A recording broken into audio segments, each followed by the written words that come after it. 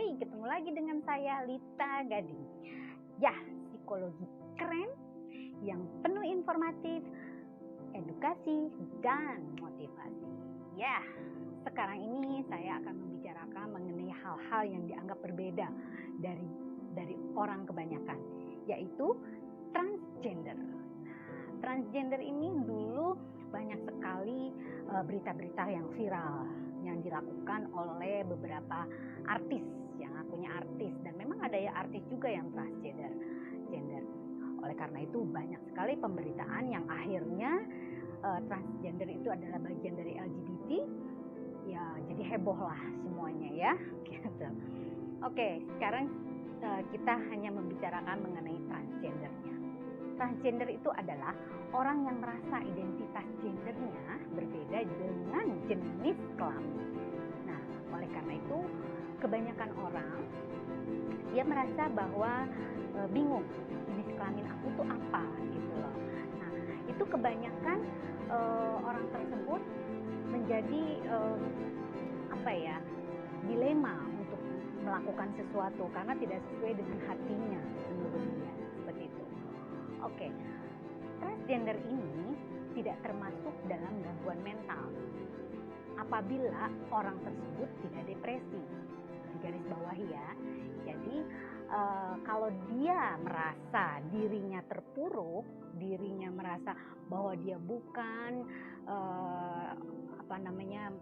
orang yang diinginkannya gitu, yang akhirnya jadi dia tidak bisa melakukan aktivitas seperti biasa sehari-hari gitu ya. Nah, itu yang mengakibatkan gangguan psikologis akhirnya seperti itu ya. Jadi orang-orang transgender itu ada yang bisa menikmati, ada juga yang tidak bisa gitu ya.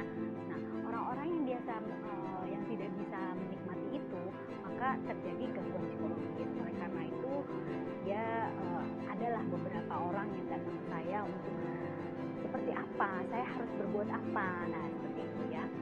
Nah, masalah yang terjadi pada orang-orang transgender adalah kita namakan dysphoria gender atau gender dysphoria.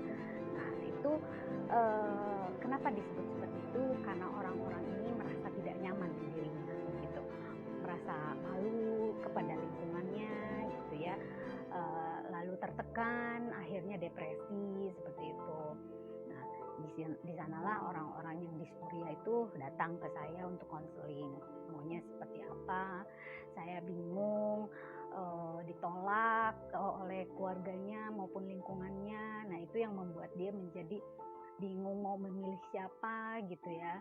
Nah, saya sih hanya sarannya ada sih beberapa terapi yang saya lakukan, tapi saya tetap melakukan pendekatan psikologis dengan persuasif bahwa yang sebenarnya dia itu lebih memilih atau lebih condong kemana gitu.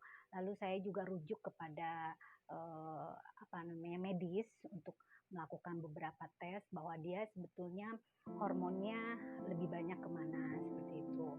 Jadi atau kromosomnya lebih condong ke maskulin atau ke feminin, seperti itulah contohnya ya.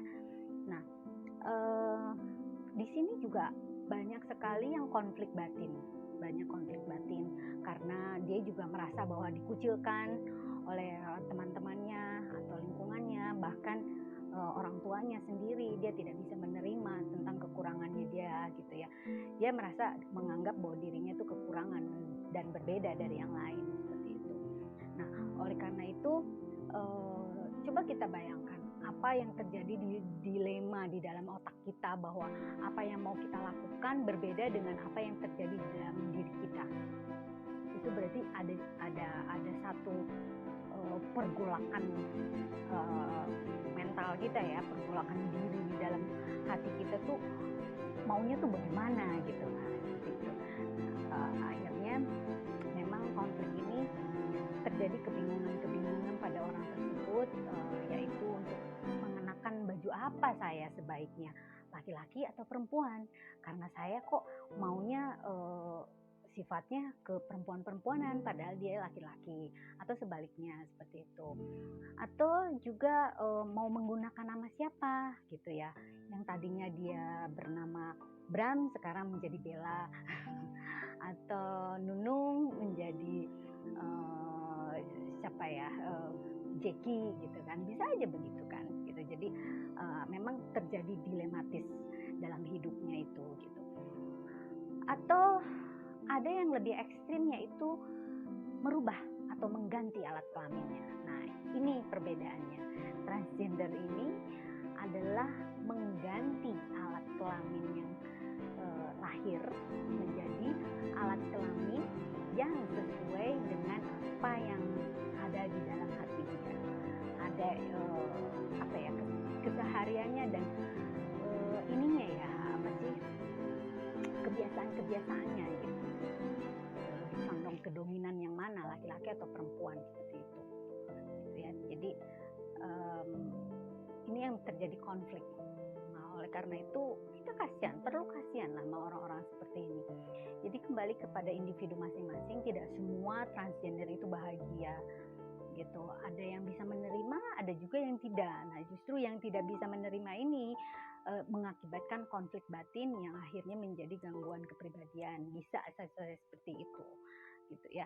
Jadi tips saya di sini, jangan kucilkan orang-orang seperti ini. LGBT atau itu sesuatu yang memang ada di dunia ini. Namun kita berjalan beriringan asalkan orang-orang LGBT itu tidak mempengaruhi orang-orang di sekelilingnya untuk masuk dalam komunitas dia. Karena yang saya tahu banyak sekali komunitas dia untuk melakukan hal-hal aktivitas dia untuk kesehariannya gitu ya. Karena menurut dia dengan adanya komunitas itu dia mampu bersosialisasi dengan baik. Dia juga merasa senasib sepenanggungan gitu ya.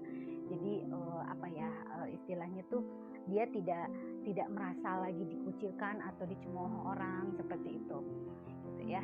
Jadi dia lebih suka di komunitasnya daripada di lingkungan rumahnya gitu. Nah, berikan edukasi terhadap dia kalau memang ketemu atau teman gitu ya yang sudah menjurus ke hal yang sana gitu. Lalu jangan bosan kita memberikan nasihat bahwa sesuatu yang berbeda itu bukan sesuatu yang harus disesali, tapi difikirkan dan mintalah kepada Tuhan mana yang terbaik untuk hidupmu gitu. Dekatkanlah dia dengan ketebalan iman.